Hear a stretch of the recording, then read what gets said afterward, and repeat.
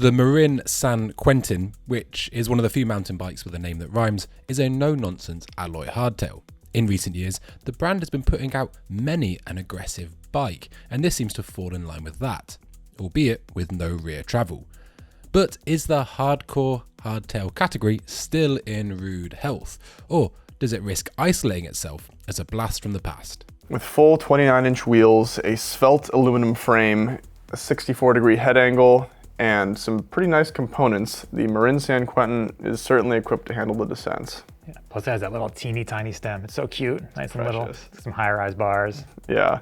The San Quentin has very thin seat stays, a lot less material than the Saguaro. Marin bills the San Quentin as having dirt jumper inspired geometry, and some of those characteristics do come across on trail. We found it to be pretty fun on the descents. The bike then has aggressive geometry and a build kit that aims to build upon that. But how does this bike climb, and does the slacked out nature risk making it feel sluggish or dull? The San Quentin may have some dirt jump inspirations to it, but it actually climbs really well. It's a hardtail, so obviously very efficient, but the position, nice and comfortable, upright, kind of feels like your classic trail bike would. Yeah, for sure. I found the seat tube angle was pretty steep feeling on this bike, and for me especially, like put me in a pretty upright position. The head tube angle may look really slack on paper.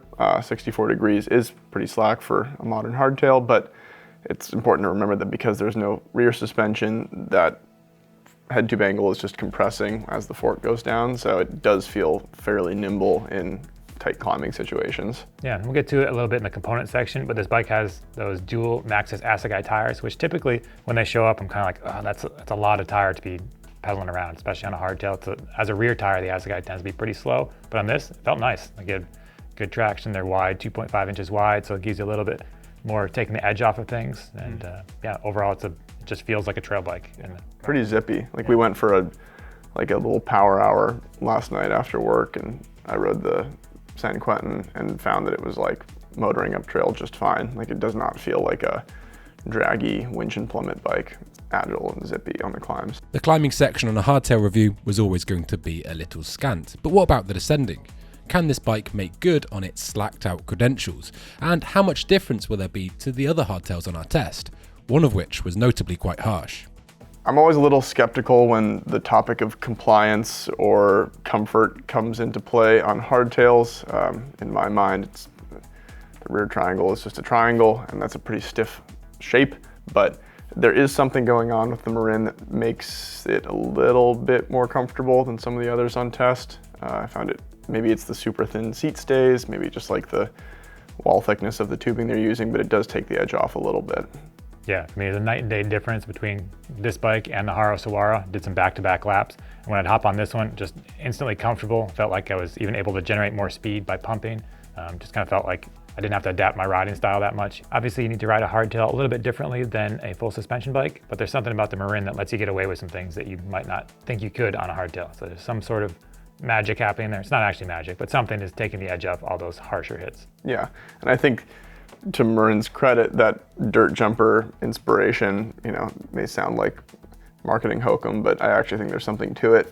This bike was way easier to get off the ground than the Saguaro, for instance, or even the Kobain, and it does pop off lips nicely. It keeps things lively. I kind of liked the fact that it's not trying to be a full suspension enduro bike. It's like its own little thing. It's like a nice N+1 bike in that way. Yeah, I think it really does have that nice general all-around trail bike feel. You're mentioning how easy it is to get off the ground, and that kind of helps give it a smoother ride, because if you're in the air, there's no bumps. So you get the really like chattery bits, super easy to pop, kind of lightly get through it.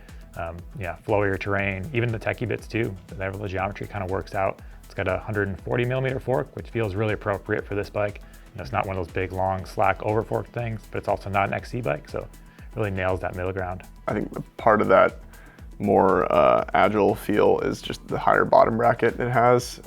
Where the Saguaro, because it's so low slung, it can really just plow through stuff and stick to the ground. I think the San Quentin bias is more towards, popping off stuff and staying lighter on the bike.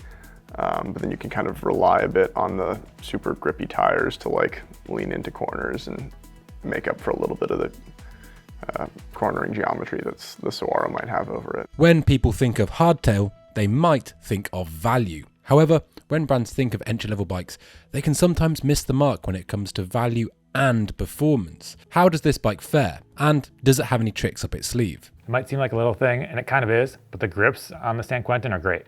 And then, a lot of times a value bike comes and they put the cheapest grips on there, super hard, weird shaped things, but these, I'd happily run this on any of my bikes. So just another little thing you won't have to swap out, which is great if you're on a budget. One clearly budget item on the frame is the chain slap protection, and to a lesser degree the paint as well. We've noticed that on our test bike we've already started getting some paint chips from the chain hitting the stays.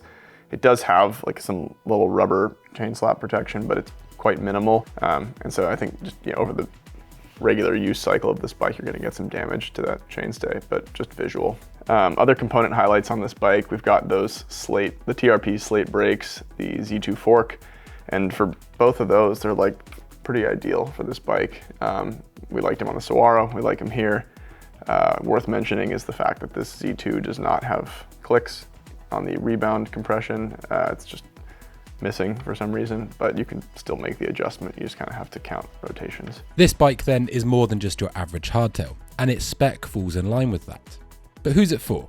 I think the San Quentin would be a great bike for somebody that wants a hardtail as their only bike, or for someone that wants a hardtail as their second bike. Like, this is the handling of this bike and the overall feel, I think, is good enough to sway hardtail skeptics. If you haven't ridden one in a while, or kind of put them aside as being too harsh and no fun and just unforgiving, the San Quentin is not any of those things. So definitely just a great bike for everyone to experience. What makes the San Quentin a great second bike, as you mentioned, is the fact that it doesn't really feel like it's trying to compete with your longer travel full suspension bike. While it can certainly handle all those same trails, it's just a little more biased towards fun and lively handling. I don't know, it feels like a good, well-rounded mountain bike, but one that is a bit less serious. If you're just getting into the sport, and if this was your first mountain bike, this would be a great place to start. Yeah. It doesn't beat you up, you can gain the skills and just keep riding it for years and years to come. So yeah, definitely a good starting point as well. Hardtails can be a great way for people to find a lot of the things they want in a package that costs less. Other times, they can be a bike that is genuinely aggressive and built with the downhill and trail riding in mind. That said, the Marin isn't so biased in the descending that it undermines the charm and responsiveness of a hardtail. The biggest pro of the San Quentin is just how it rides. It's nimble, it's fun, it's quick, pumps well, jumps well, kind of everything you would hope your hardtail would do. The only real con we could come up with, and this was like scratching our heads to find it, was just the paint quality and the chain slap protection. I think it's going to show some damage quicker than some of the other bikes on test, and that's something that you could add some quick chainstay protection out of mastic tape to fix, but it would be nicer to see something from factory that's a bit better. The Marin San Quentin is a blend of many attributes to give a well-rounded bike with a modern interpretation of the hardcore hardtail maxim. Thank you for watching the Value Bike Field Test. Be sure to subscribe to Pinkbike so you never miss our latest mountain biking videos.